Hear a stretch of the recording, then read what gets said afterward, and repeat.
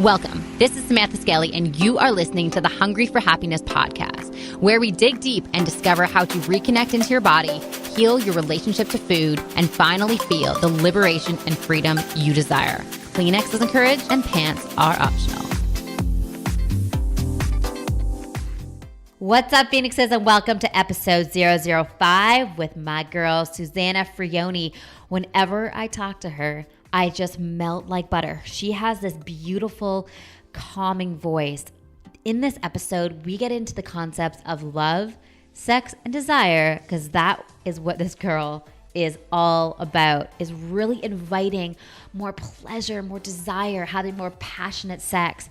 This episode is super fiery. It's beautiful, and I love the way Susana describes these concepts and how it is not only a nice to have as a woman, but an absolute need to have. Susana is a speaker, personal coach, and embodiment teacher, igniting women through erotic empowerment through her brand, Love, Sex, and Desire. With an audience in 164 countries, Susana produces a weekly podcast series alongside her sacred dance events and other workshops and intimate gatherings, both online and in person. In the last 15 years, Susana has taught over 4,000 movement classes and facilitated several workshops and hundreds of private coaching sessions. Her love for movement and music, combined with her experience as a group fitness instructor, yoga teacher, and certified deep living coach, have all influenced the creation of these sacred dance experiences. I know you're going to love this episode. Get cozy and dig in. What's up, Phoenixes, and welcome back to the Hungry for Happiness podcast. Oh my God, I can't even. I'm so excited to have our next guest on. I had the pleasure of meeting this wonderful woman a few months ago here in San Diego. A mutual friend, Elizabeth Dialta, who a lot of you know, introduced us. And I attended one of her incredible sacred dance parties and I just felt so free. And for a lot of you guys listening, you know my story with dance, you know my emotional roller coaster with dance. And something unlocked in me that night. And I just realized that I was denying this part of me, just being able to fully feel embodied and move my body without any tension or stress of this is a competition or you have to be perfect at this, which was my background. So I so love you, and I love the work that you're doing in the world. So thank you. Thank you for having me, beauty. Yeah, girl. So first question is, what is the number one thing about life that makes you come most alive?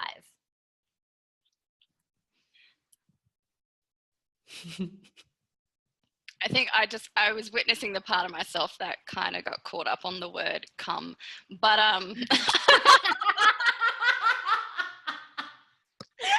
so I'm back, everybody. This is so appropriate. This is so appropriate because we're going to be talking about sex today. Look, right now, it's so cliche. I just want to say life, but for us to get really specific, the thing that's lighting me up right now is just music and this whole sacred dance piece and the way I get to move my body. But music is sort of one of the elements I use with my work. So I just have this thing where I love discovering new music, and particularly in relationship to how it lands and feels in my body. I love that, because we can hear a song that maybe we've heard ages ago, or maybe we've never heard it, and our bodies just respond, right? And I was on your podcast last week, and we talked about this concept of there's a dancer. There's this sexy, grimy dancer in all of us. And the story of I'm not a good dancer, I can't dance is just simply a story. I promise anyone when they get in your environment, in your sacred dance parties, you're a dancer. So how do you navigate to really unlock that in women who are feeling a lot of shame or body shame or, because at that sacred dance party that I attended, there was women of every shape and size, and everyone looked so beautiful. So how do you help navigate that sort of path of I'm not a dancer, I don't look good dancing, to be able to unlock that juiciness that we all have? Yeah, look, we definitely go through a few processes, particularly in that particular experience. But like you said, with a lot of women, we can get stuck all in our head and all the stories that we've got running. And it's enough to shut us down and not trust our body and the way it innately wants to move. And it does, for whatever reason. You know, there'll be historical reasons for that. You don't even necessarily have to dive into that to unlock this piece. So I always do particular practices about tuning women into their bodies and creating a relationship with the music. Telling them it's never about what it looks like, it's about what it feels like. And one of the most potent practices will be blindfolding women. So it can strip away any self-consciousness that people might have about how they're being perceived. And it's an invitation for them to really just come into their own inner realm.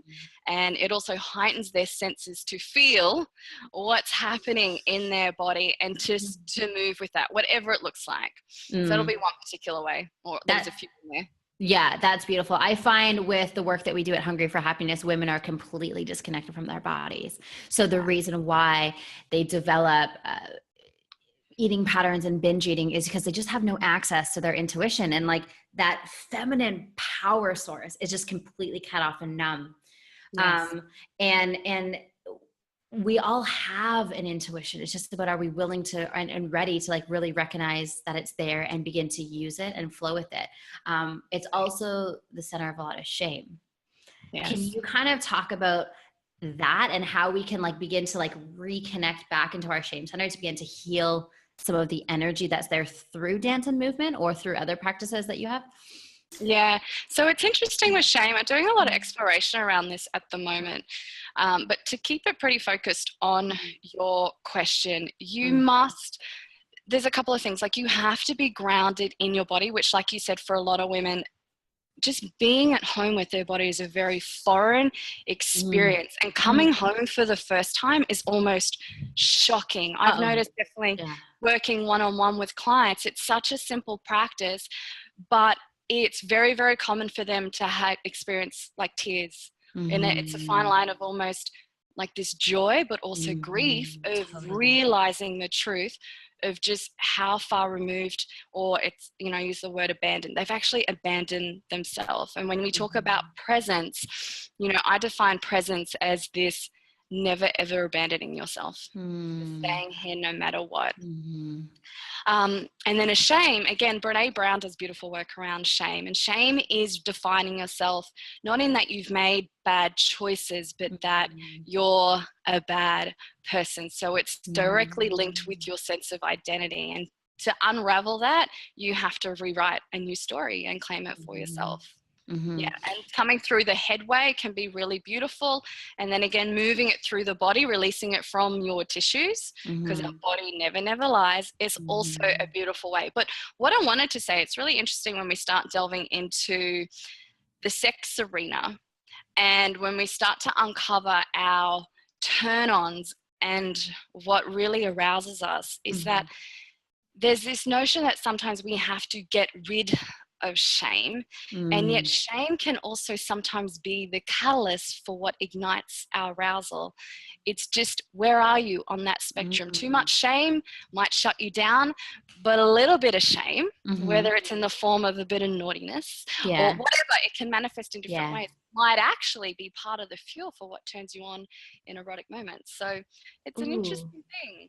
I have never heard of it described that way. That's amazing. You do a lot of, go ahead. Yeah, I was just going to say, it's, you know, look, again, it's a fine dance and it's just something I'm exploring. But what I'm noticing with when we step into this realm, particularly the spirituality realm, there's this notion of moving away or transmuting all these negative energies, anxiety, guilt, shame, rage. However, as I'm diving further into the erotic realm, which essentially is just the interplay of love, sex, desire, which is the name of my podcast, is sometimes it adds fuel for one's arousal. And to actually remove it altogether, you might start to experience either low libido or a very disimpassioned relationship and wondering what the hell is wrong with me. Right. Yeah. That is fascinating. So for someone, so for the listeners that are tuning in right now and they're like, ladies, I have no access to even my shame or my body or my arousal or anything at the moment. How can we begin to like get in that body? Or let me ask the question differently. What do you find is the fear of women getting in their body? You know, that like joy slash tear state that they get in. Yeah. What is the fear? Like what are they resisting? The truth. Mm, I mean, we run because we're yeah. afraid of not acknowledging the Mm, truth. Because when we finally come face to face with the truth, we're put mm, into that position of taking total responsibility for the reality that we're creating in our life. And mhm, therefore, we're in that position of totally getting to choose the decisions we make moving forward. Are we going mhm, to stay in this particular pattern or scenario, a situation that's creating whatever it is that it's creating in your life, which is no doubt creating a whole lot of dissatisfaction and unfulfillment? mhm, mhm, Or am mhm. I going to be very, very courageous and move in this other direction that I know I deeply, deeply want underneath all the armor that I've been Mhm, building up here? mhm. So And there's that's almost this, scary. it's scary. It's scary. And it almost invites this like level of responsibility. It's like once you feel it, you can't unfeel it, right? This is what I find so fascinating with the women that I work with. I see women who access their intuitions and be in their bodies for the first time. And it's like this this moment of like they just like open Narnia. They're like, oh my God, I'm like, I have access to so much. And you can't unfeel that and you can't unlearn that. So there's this level of like, I have a responsibility now. Now that I know I can open this and I can feel it, there's a responsibility to then use it and Yeah. empower yourself through it. Absolutely. And I would just add here, for some women, if you've got an interesting relationship with this responsibility, be careful you don't turn it on yourself as a form of manipulation to make you take Mm, action. Again, these are like really subtle nuances, but I've definitely seen that happen as well, where mm, you might, and even for myself, where you get a glimpse of maybe your potential and you can feel it, but sometimes it's a journey into taking that new action and moving in that direction and embodying right. over time. We don't have to take the quantum leap Right. each and every time or really push very hard or force ourselves to take that Mm-hmm. Mm-hmm. move. First, kind of sitting in that, oh my God, if I don't do this, then you start to sit in the failure and the self-criticism. And Mm-hmm. Mm-hmm. find dances, which is why I go, being in your body is probably one of the most potent practices or skill sets that you can have, Mm-hmm. because it builds your level of particularly self-respect and just compassion for oneself. Absolutely. Absolutely. Super interesting. When I first met you and I like kind of like looked at your energy and we were at Lazy Acres. We were at like a grocery store in San Diego. And, and I saw you just like walking down the aisle and you were just like moving like you were fucking walking on a cloud and you're so embodied. And so I'm super curious, like, was there a time where you felt disconnected from your body and your womanhood, or and how did, and I'd love to hear like kind of that transition and story. Yeah. Oh my God, huge. Mm, The I came home to my body mm, in March 2010. That was my coming mm. home party. And it was a result of spending 10 days at a silent retreat called Vipassana. Mhm, Now, before that, I thought I was in my body. I was a group fitness teacher. I mm, had been training what felt like all my life. So I was very athletic, very fit, always training. It's like, I have quite a level of body awareness, absolutely. mhm, But the red flags for me was this, I'm going to say, a constant misery. And it was, in terms of patterns, I could notice these intense highs, but wow, these really intense lows. mm, And they, instead of spreading out maybe like once a year, started to be like mhm, every 6 months and then mm. every month. And I was like getting to that place where I need to fix something or something needs to change. So let me Yeah. get busy Yeah. with the outside stuff to try Yeah. and make it fit perfect. Band-Aids on bullet wounds. Here we go. Here we go. That's it. You know, that was my particular coping strategy. Yeah. But it never worked because I'd always feel this intense misery. And when the tears start flowing, when you wake up first thing in the morning and the last thing before you go to sleep, you know, you're starting to tip over the edge. And the final piece for me was just this complete numbness. Like there were no high points. There were no low points. And as a mother, you know, I just remember this intense moment of disconnection with the kids. And I thought, I mean, that was enough for me to go, I would need to do something radically different. Otherwise, I'm going to keep creating this same pattern over and over again. And so it was meditation for me. Meditation, just like being silent with yourself.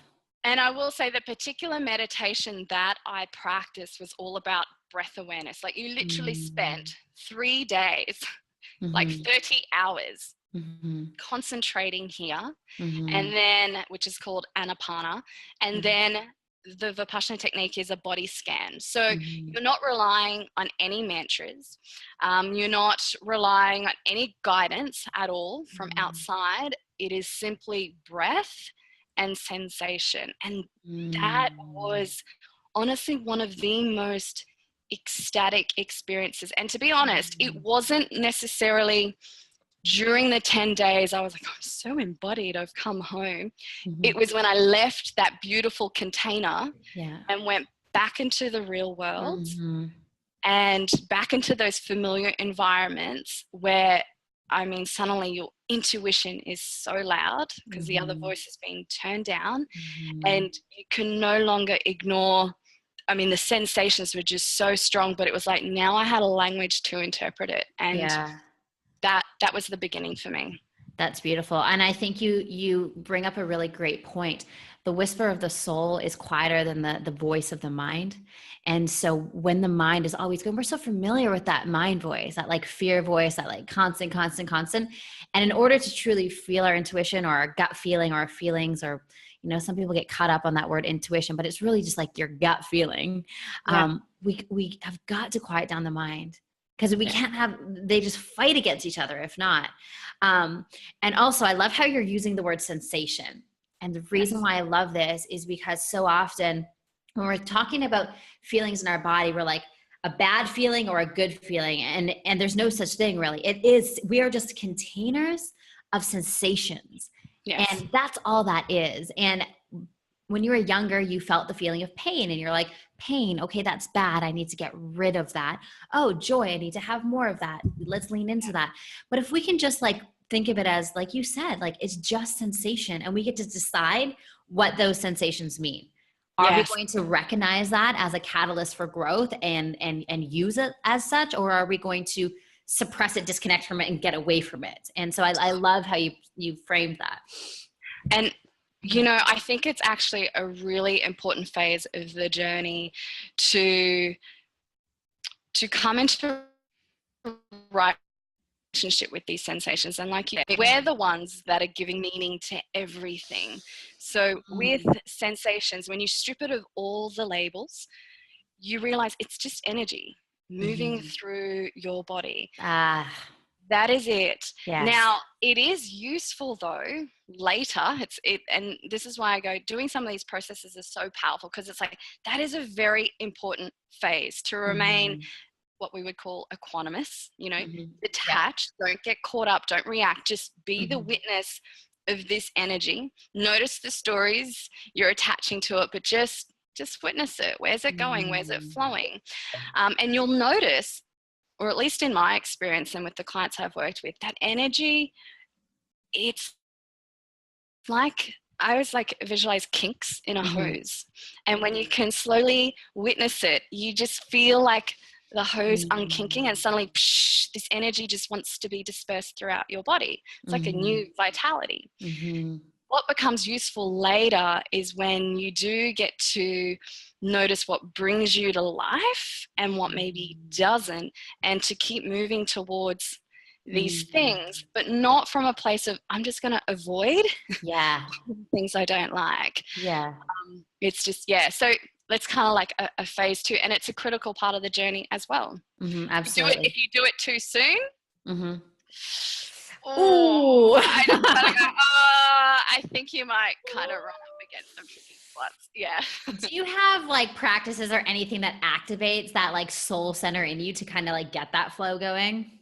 Yeah, absolutely. And we did this at the dance party in San Diego. My favorite, because I think it's so easy, is turn on a really energetic track, really loud. If you want to put it in headphones, you can, or just crank up your stereo, and stand very still. So like I want you to be in complete stillness until you can locate that inner pulse in your body that is being activated or amplified by the music. And it's like you get to zone in on that and just feel it. And that in itself, it's like you're recalibrating your body, but you're directing your focus on, you know, I would call that your desire. Desire has also been described as like the evolutionary impulse, and that's what it pulls you forward when you're right in touch with it. But I think that's a beautiful way of accessing it without coming through the mind, because that can be really confusing. Absolutely. I love that. Yeah, I love how you share that, because that's one of the biggest questions I get from my listeners and my subscribers is, how do I actually get into my body? Like, how do I even access that? Like, I've been disconnected for 30 years. Like, what is the first thing? Like, we always want to do something, right? So that's a beautiful, beautiful exercise. We touched on this briefly at the beginning, and I would love for you to kind of go a little bit deeper into it. Erotic empowerment. I know you're dabbling in this and exploring it more and more. Number one, why don't you just share, like, what does that even mean? And how are you using it in your work right now? Yeah. So, I mean, we all know what empowerment means, so I'm not even going to define that. But particularly if you're here with Samantha doing, you know, the Hungry for Happiness, I'm going to make the assumption. And I think they've got it. Erotic, however, is really the interplay of love, sex, and desire. And for me, when we you know, even we'll have our own definitions around all the words. Like, even when I say the word erotic, you might notice you're suddenly pulled into the world of pornography.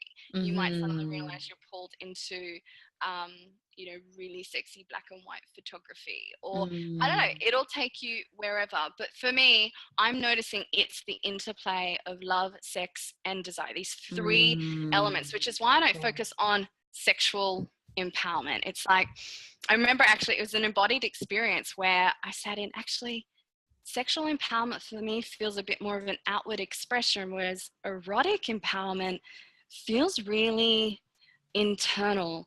And what actually activated the whole journey for me was witnessing a friend dance, like pole dance at a strip club. And all I know is that something awoken in me, and I called it this erotic essence. Didn't know what it was, but that is something there that's invisible, and I'm so out of touch with it.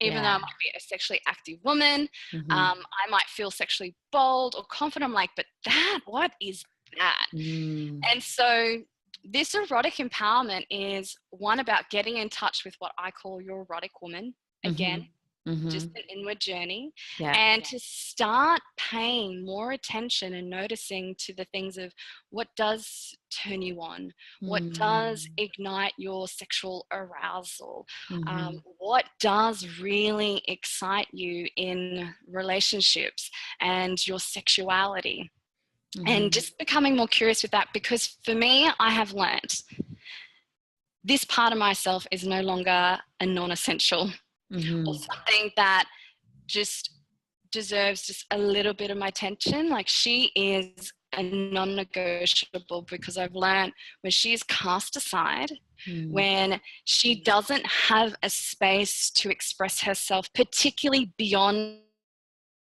the relationship arena, I'm going to get in trouble. Oh, this is so good. She's just going to find ways to express herself that will no doubt become quite destructive, which definitely was the case for me beforehand, or I'm just going to get really depressed. That's it. Oh, this is so good. This is so good. Okay. How can women, so we have this like erotic, like woman in us that wants to be expressed. How can we safely express this part of us if we're not in a partnership? What do you think? So for me, it's dance. Okay. That is my particular expression. Like I've really learnt, and I'll say this to every woman, I'm like, when you're connected with this part of yourself and anybody gets to witness you dance, it's a gift. Like it is a real offering. You have no idea what kind of impact that has on somebody's, like I want to say their well-being, their joy, their happiness. Totally agree. Totally agree. And yeah. And if someone, I would say, yeah, it's almost like they're not deserving of that gift. You'll feel it in yourself. To be able to give yourself that gift, damn, woman. Amazing. Yeah, and it's personal. So, and it doesn't have to look sexy. This is not a performance. This is about you just getting curious with what is this part of yourself, and can you allow the music just to, you know, allow that to be the safe arena to express yourself. I think it's one of the safest, easiest, non-threatening ways to express her. I love it. It was so beautiful. Like she awoke when I was with you. Something about, well, number one, your voice, my God. I told you this last week, but I'm like, your voice sounds like butter. I don't even know what butter sounds like, but your voice sounds like it. And you had this way of creating this beautiful container for everybody at that event where you really allowed us to give ourselves permission. Like you created a container to give ourselves permission for her to come out and play. And something that I did there, and I don't even know why I did this or where this came from, was I was asking my body questions and I was allowing the dance to give me the answer. And I don't even like thinking about this now. I'm like, I don't even know where I got this from, but it was so beautiful for me to be like, what do you need from me right now? And I kept asking that question. I'm like, what do you need from me right now? And it was just like, I kept feeling like fire in my body, like there, and it wasn't like fire, like rage. It was just like if I had a sound effect for it, that's what it would be. It was like, and it was, I felt this suppression of expression that unlocked that night. And I've been, no pun intended, dancing with that since I saw you in September. And it really does have this language of its own. Like when we are able to access that part of our bodies, there is a language that comes with that, with that kind of dance, like the sacred dance that you're talking about. And this is something, like you said, anyone can do this. Like anyone listening, you can put on a song that like gets you fired up today and do these practices that we're talking about. And just like, be curious, just be curious about what your body wants to communicate to you. And just any stories that come up, I can't dance, I'm too big, I can't move, whatever that is, that's just like stories that you don't even own. You're just holding on to them and you're feeding them, but they actually don't serve you. And unlocking and letting this part of your body flow is going to give you access to so much. Like when you have that connection with your body, that creates like communication, right? We can start like connection creates communication. We can start listening, and like dance is like it's like the gateway drug. It's another portal through to you. So it could be meditation. Absolutely. For some, it's art. It can be whatever. It's just another portal through, and just treat it that way. Yeah, absolutely. Definitely. So you really inspired me last week when we had our chat on your podcast, Love, Sex, and Desire. Guys, if you have not listened to that, go check it out. So much buttery voice over there. You really inspired me. You asked me a question about something about pleasure. Like, how do you experience pleasure? What does pleasure look like for you? What does pleasure look like for you? And it was kind of like I had to take a beat because I didn't really know. And so my intention for this last weekend was, how can I invite more pleasure into my life? And when I ask my women like questions like, what do you want? Or what makes you feel good? I all the time, I get deer in the headlights a lot. Like, I don't know, because I've been so worried about what everyone else wants that I don't really actually know what my body wants and what I desire and what feels good in my body. So how can women invite more pleasure into their lives? What does that look like? It's the simple things. Yeah, right? It is, particularly when you are so caught up in some of the patterns you just mentioned about, like your whole life has been focused on pleasing others, or your whole life has been about putting other people first, or you have an aversion to actually receiving good things. We call that, like a pleasure anxiety. You're going to have this threshold of like, hell no, this is starting to feel too good. And you can also go into shutdown from, the overloading of pleasure. So it's important as well that you separate pleasure from sexual pleasure for a moment, because I noticed as well that can shut women down. It's like you go for the low hanging fruit. Like what actually feels good for you? Is it the cup of tea that you have in the morning? Is it just getting into bed with fresh, clean sheet? Is it putting on a sexy pair of panties? It's these. Okay, for some that might be a little sexual. It's just not for me. It's just these, it's life. It's like having your favorite juice or your favorite meal or reading your favorite book. It's just starting to pay more attention to the little things in your life that you already do that bring you joy and feel good. Now, if for some reason there is nothing you do, I would challenge you. There would definitely be something, and you would just need to put more energy and in noticing it, but then start to consciously choose infusing more of it in your life. And again, it is the real little thing.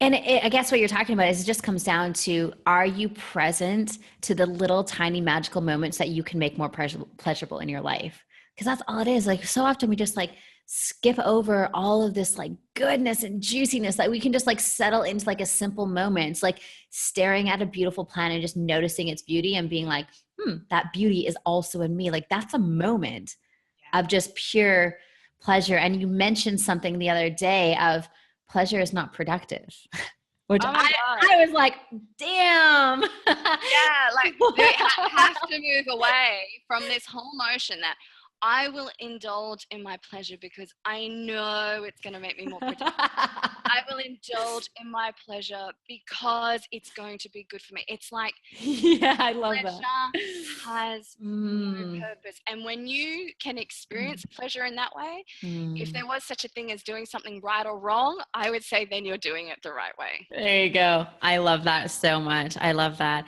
And so when we're talking about, so this anxiety that women have around like sexual pleasure,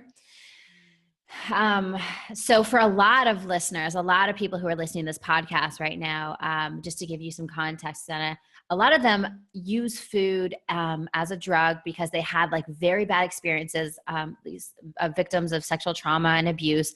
And so food becomes a drug. They want to create a physical barrier to intimacy. That is so common with the women that come into my world. And the interesting thing is they don't realize that's what they're doing until they get like in the Hungry for Happiness doors. And then they're like, oh, damn, that's what's going on.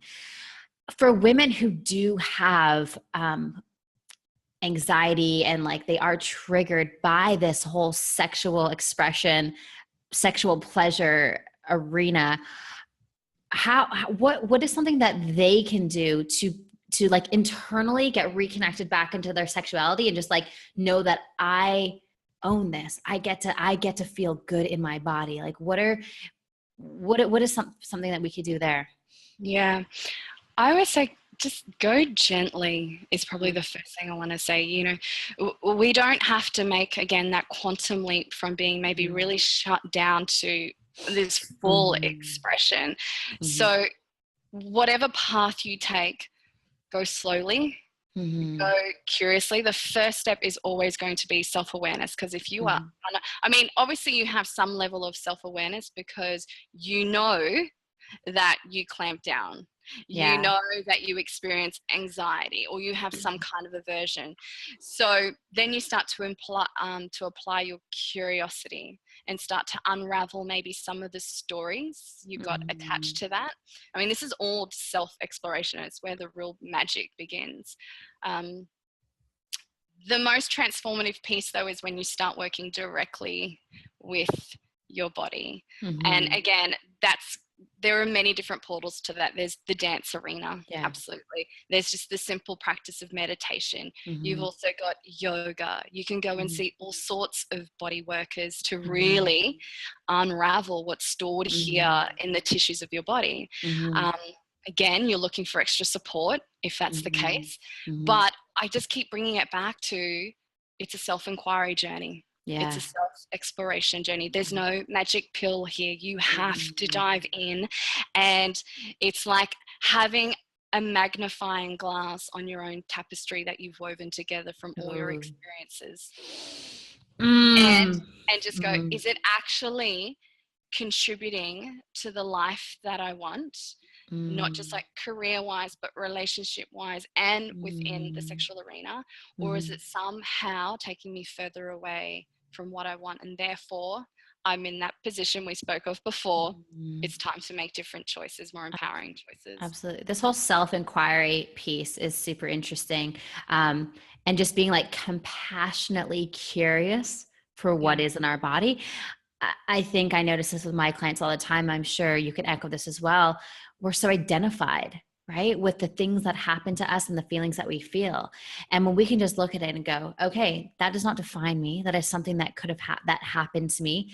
And I now get to heal this part of me to really set myself free to live the life that I actually want to live. That is like the essence of self-mastery. Absolutely. And you touched on something really beautiful there when you said the word define. And when we talk about changing our perception or changing a different story, I want to talk about perception for a moment, because it really influences how we see the world. We all have our own little lens. I naturally, part of my personality makeup is I tend to wear the rose-colored lens, which for most people would think is amazing. But it tends me, the pattern I can see is that I can tend to deny what's actually showing up, because I always want to put the positive filter on it. So there's not a real truth telling in what's happening, particularly when it may come to emotions that don't fit in alignment of being joyful or happy or radiant. One way though, the question is, well, how do you really change your perception? And this comes down to one's self-definition. If we, for so many of us, the way we live our lives is we're defining ourselves as being broken. We're defining ourselves as being unworthy. We're defining ourselves as being wounded or incomplete. And if that's the filter you've got on, I guarantee you're going to find all the evidence in the world to prove that definition right. So a beautiful exercise, going back to your question about, how can women start to access this part of themselves? Change the way you define yourself. It's like trying on a new dress. What if just for one day or one moment even, you were like, okay, if I were to define myself as an erotically empowered woman, don't even have to know what erotic means. But just like feel into that. And what's the vision that starts to come to you? How does it show up? And then start to, get a little bit more detail. Well, what would that look like? What does that sound like? How would I dress? How would I show up? Or, what if I were to define myself as a powerful creator, then what?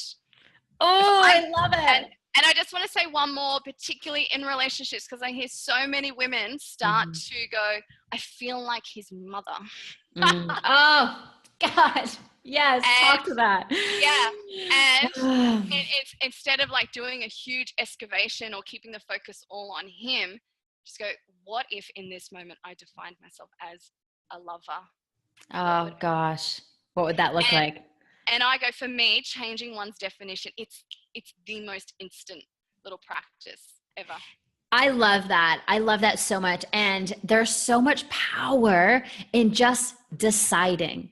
Just deciding, making a decisive decision, all these D's, D's, right? And there can be resistance to that, right? Because we've lived in this story for so long. But ladies, just decide differently, define differently. That's seriously all it takes, because all you're doing is anchoring something in your brain, right? As you mentioned, we're going to anchor this belief in our brain. Then your brain is going to, on autopilot, collect evidence as to why that's true. So choose your story. And you have to be really intentional. If you've lived over here for so long in this place of being incomplete or wounded or whatever your story is, and you have a lot of evidence, that's okay. But it's like, let's try on a new definition and then go treasure hunting. Just go find some new evidence to prove that story true. Just one. Yeah. It's like one brick on this new house that you are building over here, and then just keep, like, the biggest discipline you're going to have is this focus of attention. That is it. And choose if something feels, you touched on the resistance piece. Again, you don't have to make the quantum leap. Just go for the definition that feels like the best for you, and you're gonna notice it in your body. If you're choosing a definition that has you in total shutdown, it's kind of like those affirmations where this isn't true. You're like, nope, I'm not a black man. No. I'm cracking up because I just had. Well, imagine if you defined yourself, because I know you like some R&B and hip hop music. Oh yeah. So it's like, man, if I define myself as some black hipster, and I'm gonna change the way my body moves on the dance floor. Like, we're shape figures. So honestly, choose whatever you want. I actually I want to share one story, because I had a client who, it wasn't like we did the practice and she specifically chose this definition. It was just through her talking of wanting to be a sexy motherfucker was the words that she used. Nice. And it was like, then just define yourself as a sexy motherfucker. Right?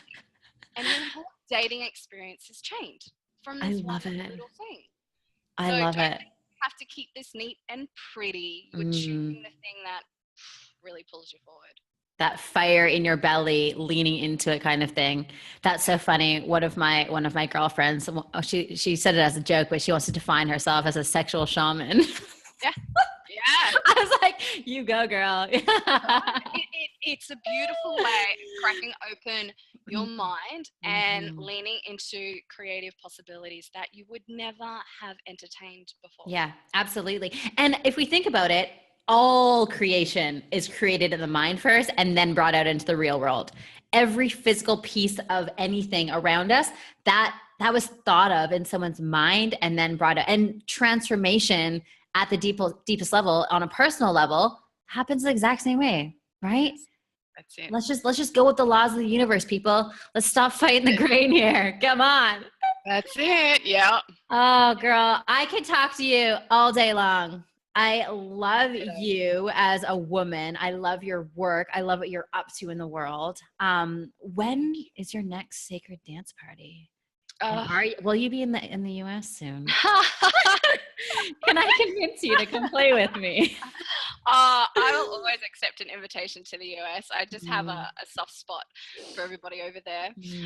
In terms of dates for upcoming sacred dance parties, not yet, but what is coming is a sacred dance immersion weekends where we're diving. It's like, you know what, having a one-night stand experience is fun and it's an ignition, but it's the next part of the journey where we're going to have a weekend fling.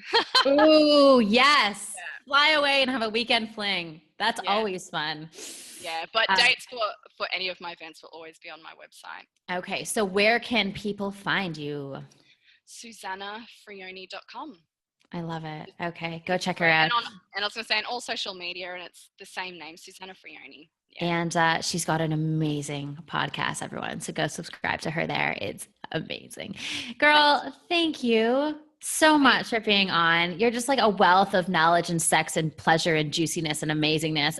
Right before I interviewed you, I was like, put my hair down, lit some candles. I'm like, I got to get ready for this. I was dancing too. I love it so much.